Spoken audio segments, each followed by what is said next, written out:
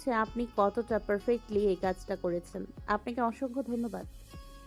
মেহালের দৃষ্টি নীলার দিকেই ছিল। নীলার হাসি ভরা মুখ সে খুব কাছ থেকে দেখতে পারছিল। তার হৃদস্পন্দনের গতি দ্বিগুণ হয়ে গিয়েছিল। চোখ খুশিতে চিকচিক করে উঠল। মেয়েটির হাসি দেখে যদি তার এহেন অবস্থা হয়, তাহলে মেয়েটিকে সুখে রাখতে পারলে তার কি অবস্থা হবে। মিহাল একবার চোখ বন্ধ করে কল্পনা করার চেষ্টা করলো। দেখতে পেল এই মেয়েটিকে খুশি রাখতে পারলে সে নিজেও অনেক খুশি থাকবে। এই মুহূর্তে মিহাল সিদ্ধান্ত নিয়ে নিল, নিজের খুশির জন্য হলেও মেয়েটিকে তার সুখী রাখতে হবে, যে করেই হোক না কেন। নীলার কণ্ঠে চোখ খুলল সে। নীলা বলল, প্রফেসর, আমি কি প্রজেক্টটা নিতে পারি? মিহাল সময় বিলম্ব না করে নীলার হাতে খুব সাবধানে প্রজেক্টটি দিল। এমন সময় ইকরা বলল, চল নীলু, নয়তো দেরি হয়ে যাবে।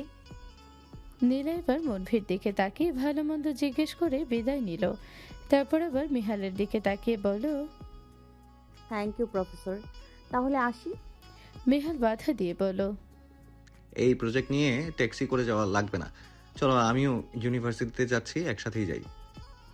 কিন্তু নীলা সরাসরি নাকচ করে বলল, না প্রফেসর, দরকার নেই, এমনিতেই আপনারা অনেক করেছেন আমাদের জন্য। আর আমরা পারবো না আপনার সাথে যেতে।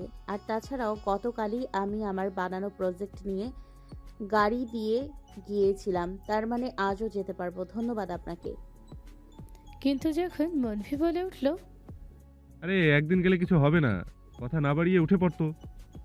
নীলা কিছু একটা ভাবতে লাগলো। তখনই মিহাল আবার বলল, সেই দিনের প্রজেক্ট তুমি বানিয়েছিলে, তাই ট্যাক্সি দিয়ে গিয়েছো। আজকের প্রজেক্ট আমি বানিয়েছি, তাই আমার গাড়ি দিয়েই যাবে। এটাই আমার ফাইনাল ডিসিশন, তাই গাড়িতে উঠে বসো। নীলার মনে কিছু একটা চিন্তা ভাবনা করে রাজি হয়ে গেল। মনভি আর মিহাল সামনে বসলো, নীলা আর ইকরা পেছনে বসলো। গাড়ি চলতে লাগলো আপন গতিতে। এবার মিহাল গাড়ি চালাবে বলে ড্রাইভিং সিটে বসলো। মনভি তার পাশের সিটে বসলো। মিহাল লুকিং গ্লাস দিয়ে নীলাকে দেখতে ব্যস্ত, কিন্তু নীলা ব্যস্ত বাহিরের দৃশ্য দেখতে।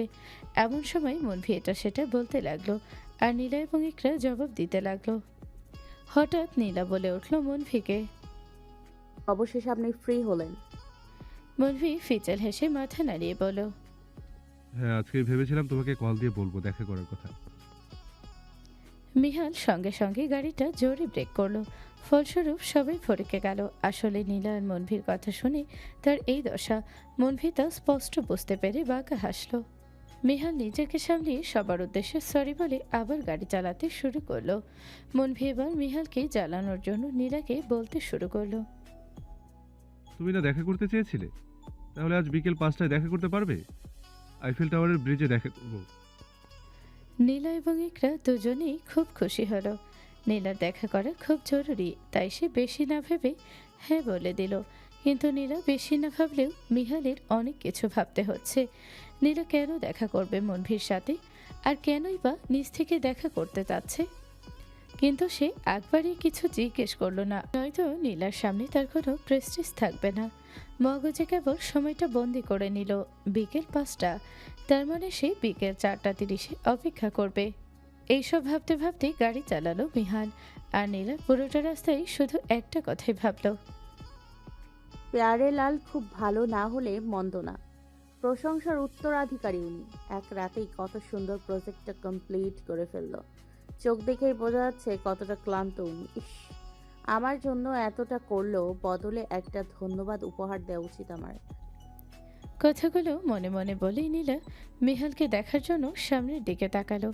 যেই না তার দৃষ্টি লুকিং গ্লাসে পড়লো, অমনি মিহালের তীক্ষ্ণ দৃষ্টি দেখতে পেয়ে তার বক্ষস্থলে কাঁপুনি ধরে গেল। দুজনেই চোখাচোখি হলো। মিহালের চোখ তাকে কিছু বলছে কি, সে কি পড়তে ব্যর্থ হলো। ইউনিভার্সিটির পার্কিং হলে গাড়ি থামালো মিহাল। গাড়ি থামিয়ে দেরি না করে গাড়ি থেকে বের হয়ে এলো। মনভিও গাড়ি থেকে তৎক্ষণাৎ বের হয়ে এলো। মিহাল নীলার জন্য দরজা খুলে দিল, আর মনভি ইকরার জন্য। নীলা আর ইকরা দুজনেই কিছুটা অবাক হলো, কিন্তু প্রকাশ করলো না। একজন আরেকজনের দিকে তাকিয়ে গাড়ি থেকে নেমে পড়লো। নীলা গাড়ি থেকে নামতেই মিহালের সাথে আবার চোখাচোখি হলো। নীলার কাছে মনে হলো মিহালের দুচোখ যেন অসীম আকাশ আর অতল জলের রহস্যমাখা গভীরতা। ঠোঁটের কোণে হাসি বা রাগ কোনোটি অতিমাত্রায় প্রকাশ পায় না, বরং তা এক সূক্ষ্ম ইঙ্গিতেই স্পষ্ট হয়ে ওঠে। নীলা তৎক্ষণাৎ নিজের দৃষ্টি সংযত করে কিছুটা দূরত্ব বজায় রেখে দাঁড়ালো।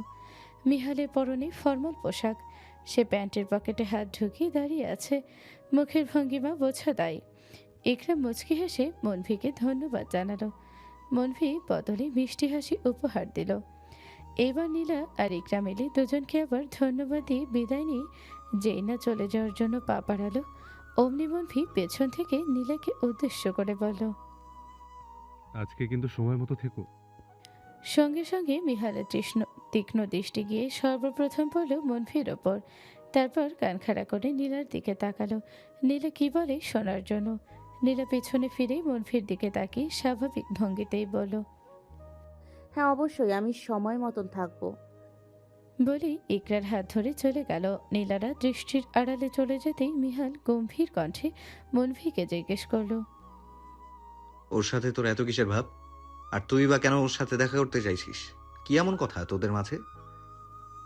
মনভি বাঁকা হেসে মিহালের কাঁধে বাম হাত রেখে ভর দিয়ে বলতে লাগলো, রিল্যাক্স ব্রো, আমি তো ওর সাথে দেখা করতে চাইনি, বরং ও নিজেই আমাকে কল করে বলেছিল দেখা করার কথা। আমি তো তোর জন্যই করছি সবকিছু। মিহালের কপাল আপনা আপনি কুঁচকে গেল। সে অবুঝের মতো তাকে মনভির বলা কথাগুলো একটু ভিন্নভাবে প্রশ্নাত্মক ভঙ্গিতে পুনরাবৃত্তি করল। আমার জন্যই সবকিছু করছিস? মনভি মিহালের পিঠে চাপড় মেরে বলল, তুই না বলেছিলি ইরফানের স্ত্রীকে ব্যবহার করে রিভেঞ্জ নিবি, আর আমাকে ইরফানের স্ত্রীর সাথে ভালোবাসার নাটক করতে হবে। আমি তো তাই করছি। এটা তো কেবল প্রথম ধাপ। নাও লুক অ্যান্ড ওয়াচ আমি কি কি করি। বলেই মনভি স্থান ত্যাগ করলো। কিন্তু মনভির যাওয়া কথাগুলো শোনা মাত্রই মিহালে জোর শক্ত হয়ে গেল, হাত মুষ্টিবদ্ধ করে ফেলল, তার কপালে রাগগুলো ফুলে উঠল, চোখ দুটো স্থির হয়ে রইল মাটির দিকে। মিহালের রাগ এক জমাটবদ্ধ আগ্নেয়গিরির মতো, যা হঠাৎ ফেটে পড়ে অথবা নিভৃতে দগ্ধ করে। মিহাল চোখটা বন্ধ করে নিজের রাগ নিয়ন্ত্রণ করার চেষ্টা করলো।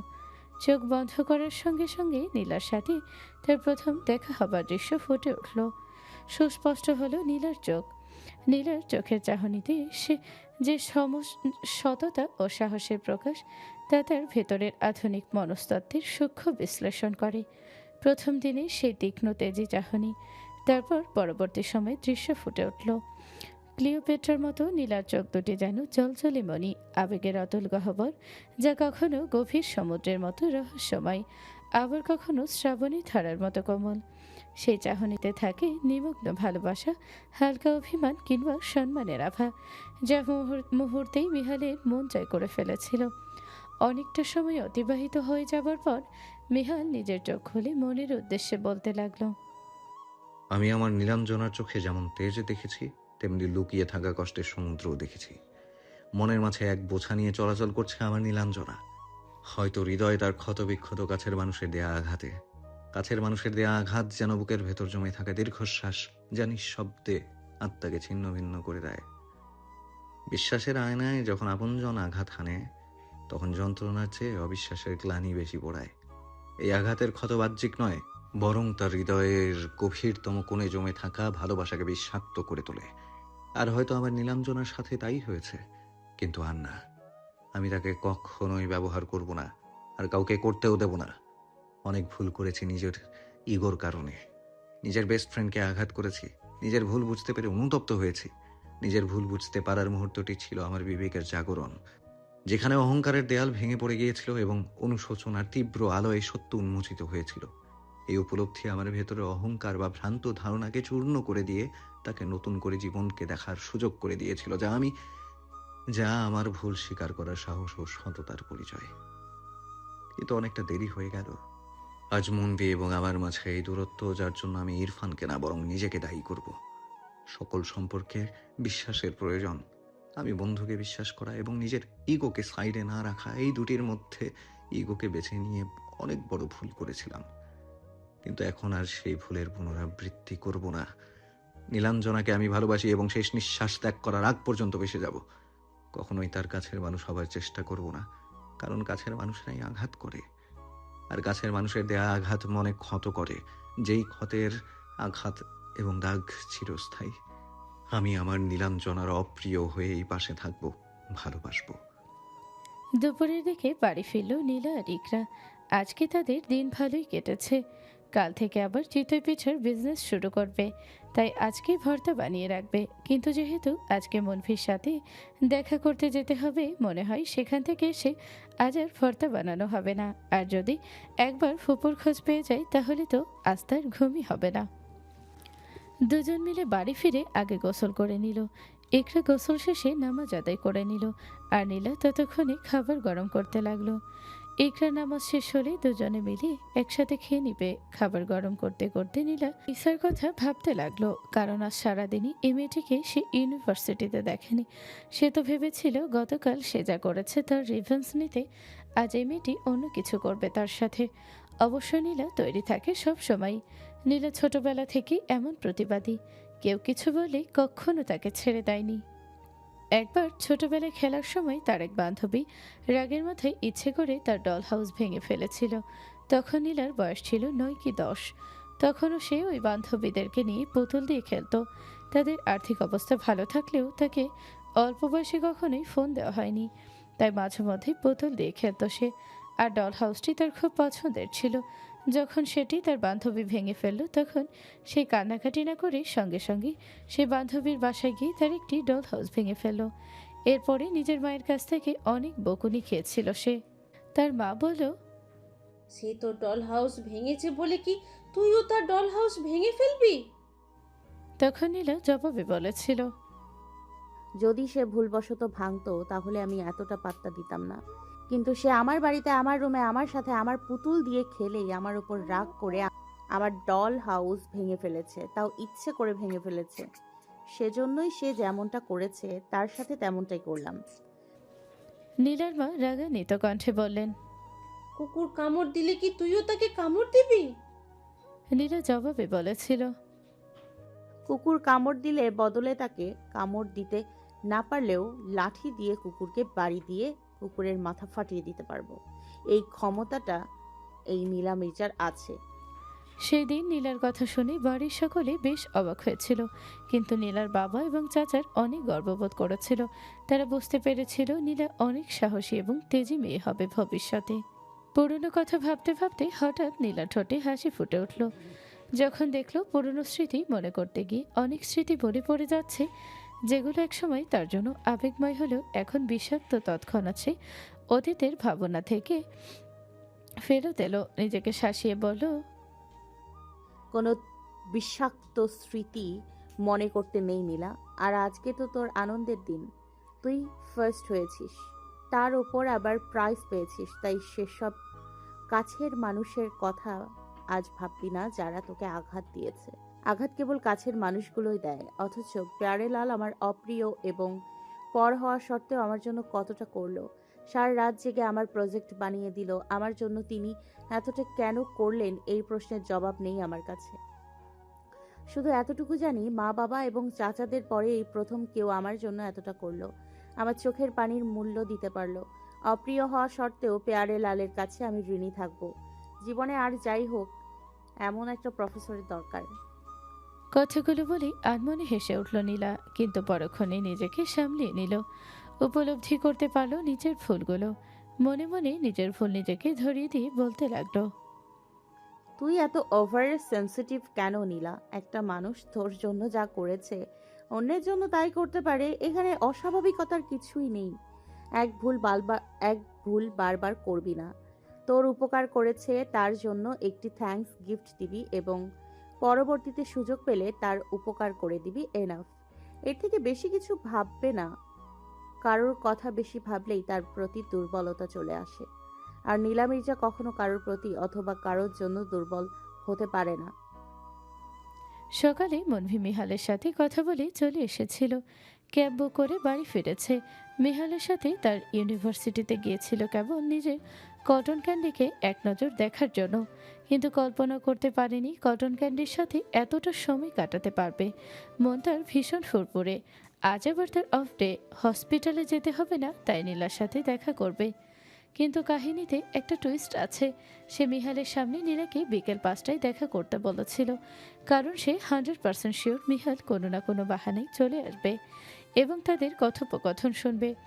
যেহেতু সে টাইম 5টায় বলেছে, তার মানে মিহান বিকেল 5টায়, বিকেল 4:30টায় সেখানে থাকবে। সে নিজের বেস্ট ফ্রেন্ডকে খুব ভালো করেই চেনে, জানে এবং বোঝে। হয়তো কোনো এক কারণে দুজনের মাঝে এক অদৃশ্য দেওয়াল তৈরি হয়েছে, কিন্তু দেয়ালের অপর পাশের ব্যক্তিটি তার অচেনা নয়। মনভি শুধু চায় মিহান যেন রাগের মাথায় কোনো ভুল সিদ্ধান্ত না নেয়। সে চায় মিহান ইগোর সাথে লড়াই করতে সক্ষম হয় এবং বিজয়ী হয়। তার জন্য না হয় সে একটু খারাপ হলো। নিজের বন্ধুর ভালোর জন্য কখনো কখনো নিজেকে খারাপ প্রমাণিত করতে হয়। নিজের চিন্তা ভাবনা থেকে ফিরে এলো এবং নিজের আসল প্ল্যান মতো কাজ করা শুরু করলো।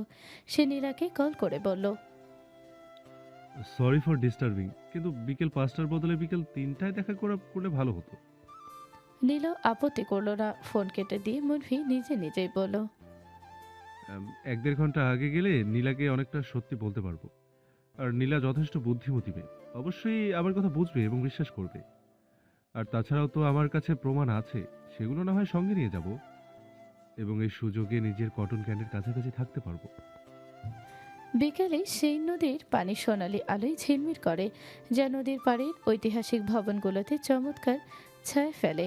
ফুটপাথের ক্যাফেগুলোতে কফির সুগন্ধের সাথে ভেসে আসে মানুষের মৃদু গুঞ্জন। কেউ বই পড়ছে, কেউ বা শুধুই অলস সময় পার করছে। দূরে দাঁড়িয়ে থাকা ইফেল টাওয়ারটি বিকেলে আভিজাত্যের সাথে শহরের দৃশ্যপটকে সাজিয়ে রাখে, যা সন্ধে ঘনিয়ে আসার সাথে সাথে আরও মায়াবী হয়ে ওঠে।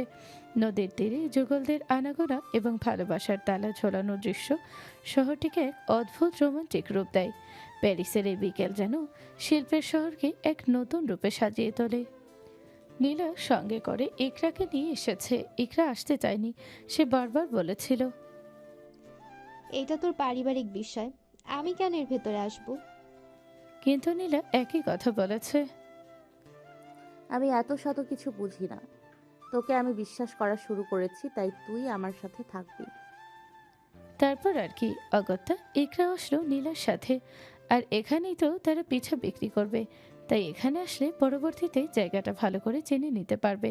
সব সময়ের মতো এখনও দুজনে পরনে বোরকা হিজাব, হাতে পার্স।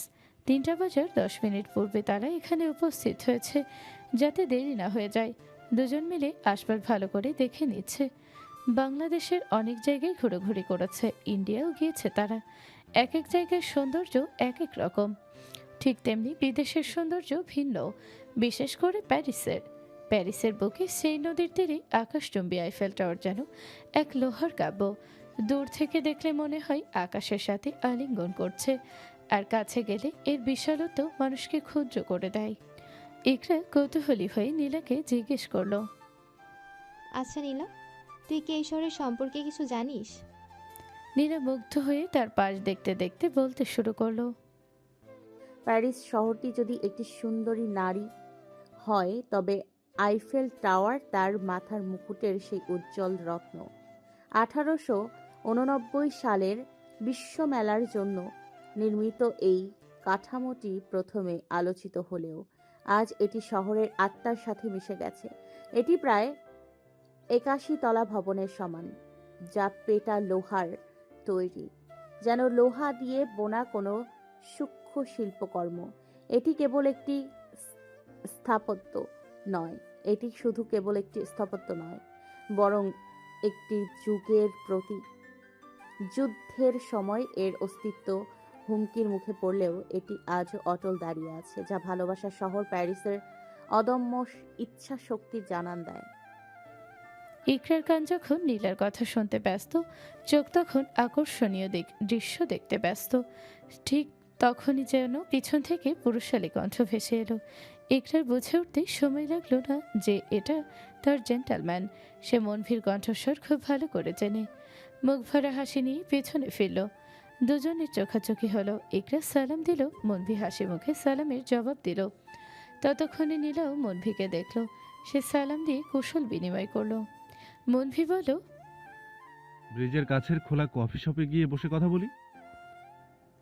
নীলা এবং ইকরা দুজনেই সায় দিল। তারপর তিনজন মিলে কফি শপের দিকে যাওয়ার জন্য পা বাড়ালো। অন্ধকার রুমে চোখ মুখ হাত পা বাঁধা অবস্থায় পড়ে আছে এক তরুণী। আজ সকালে যখন ইউনিভার্সিটির উদ্দেশ্যে বের হয়েছিল, নিরিবিলি রাস্তায় তার গাড়ির সামনে কোনো একটা গাড়ি এসে থামলো।